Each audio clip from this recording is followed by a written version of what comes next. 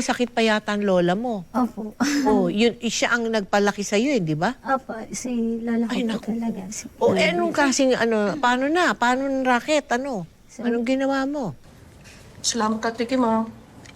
Pabayaran ko agad to. Sensya ka na ha, kung yan lang yung napahiram ko. Eh alam mo naman, lahat tayo apektado nitong pandemic. Naiintindihan ko naman, ate. Kaya nga nahihiya akong lumapit sa'yo, eh. Hindi ko na kasi talaga alam saan ako kukuha ng pambayad ng ospital ni Lola. Alam ko naman, eh sino-sino pa ba yung magtutulungan kundi tayo-tayo lang. Magpapasalamat na lang tayo na mas malakas ang corona ng lola mo kaysa coronavirus. That's why you have to smile. Sobra ka na naman sa ate. Miles lang ba? Di ba nawalan din ng trabaho si Drew? Saan kayo kumukuha ng panggastos niyo? Ayun, sa ipon namin. Naubos na rin ngayon. Gusto mo ba ng trabaho? Trabaho yan, te. Kaya mo ba magkubat sa video? Yung sa internet, yung panonoorin ka nila, hindi naman magagalaw yung katawan mo eh. Panoorin ka lang nila sa cellphone. Tapos, magbibigay sila sa'yo ng pera.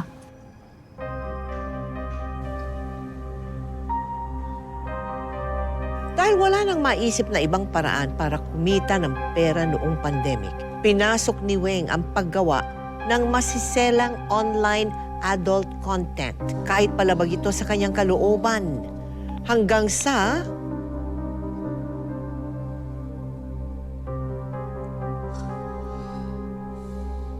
Mahal! Mahal! Hindi nga gawa mo. Wala. Wala. Di totoo nga yung sinasabi nila, no? Na binibenta mo yung mga malalas mong videos mo online. Magpapaliwanag ako. Ano pa yung papaliwanag mo, Weng? Kitang-kita ng dalawang mata ko kung anong ginagawa mo. Ano? Wala ka na ba talagang respeto sa sarili mo? Mapapakain ba na respeto yung pamilya ko, ha? Mapapayaran ba niyan yung buwis nila sa ospital? Weng, maraming ibang paraan. Tulad ng ano, ha? Sabihin mo nga sa akin! Bakit, Drew? Nakahanap ka na ba ng trabaho, ha? Ilang buwan na ba tayo umaasa sa utang, ha? Ilang umaga na ba tayo nag-aabang para dyan sa ayuda na yan? Weng, puro ka dahilan. Bakit ba hindi mo maintindihan? Dahil hindi ko kaya! Hindi ko maintindihan kung ano yung ginagawa mo! Weng, kung alam mo lang kung gaano kasakit! Ang sakit-sakit isipin na libo-libong lalaki ang nagpapantasa sa babaeng mahal ko! Malibhasa ka sa iniisip mo lang ang sarili mo! Yung pride mo! Yung kahihiyan mo! Ay ako! Ha? Alam mo ba kung gaano kasakit yung masakin yung titigan ko? Ah!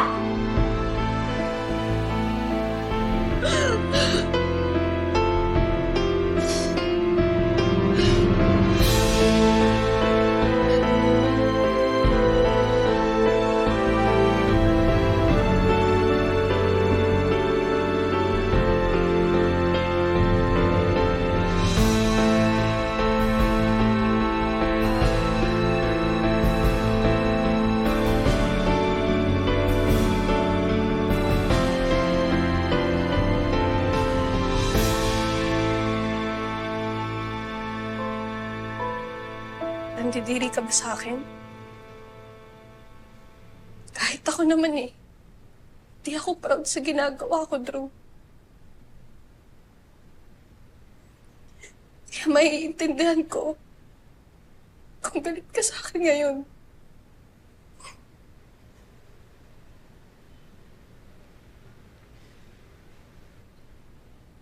Weng, hindi naman ako galit sa'yo eh.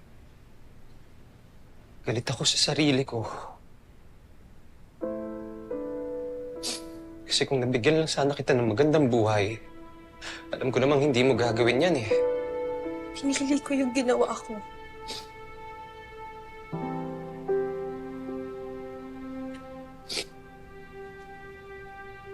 Pinili mo yun kasi yun yung buhay na binigay ko sa'yo. Pero hindi ikaw yung nagbigay ng buhay sa akin.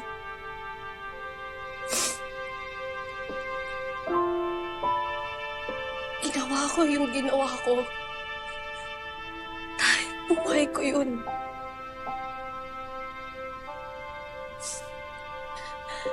Pinili ko dahil may choice ako.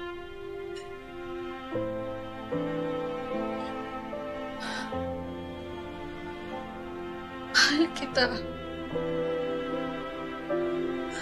At ilang beses kong pinag-isipan bago kong gawin yung mga sexy videos na yun. Pero sana maintindihan mo, Drew. May pamilya din ako. Si Lola nasa ospital.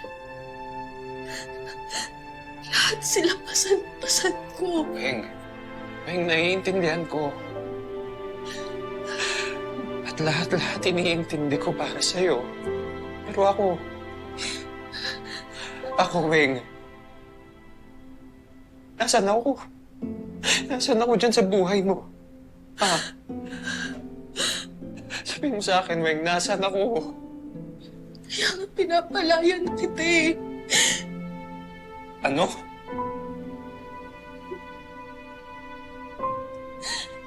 Dahil ayoko lang masaktan ka. Ayaw mo masaktan ako.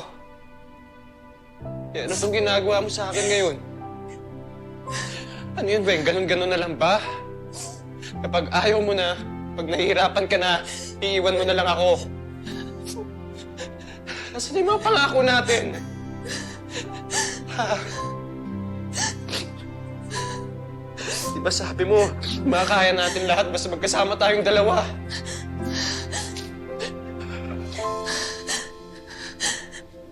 Mahal kita. Mahal na mahal kita.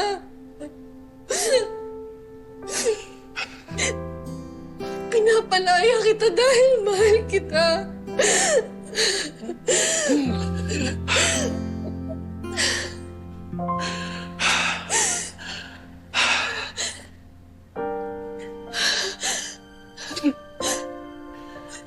Akala ko ba gusto mo magkapamilya? Ang sabi mo sa akin, ako na lang ang lalaking mamahalin mo habang buhay. Ang sabi mo sa akin, bubuo tayo, gagawa tayo ng maraming anak. Anong nangyari, Weng? Akala ba? Kaya mo ba magkapamilya sa akin? Sa katulad ko? Eh kung magkaanak tayo, tapos mapanood nila yung mga sexy videos ko. Tingin mo ano magiging reaksyon nila? Ikakahiya din nila ako. Sorry, Drew, pero para sa atin din naman to eh.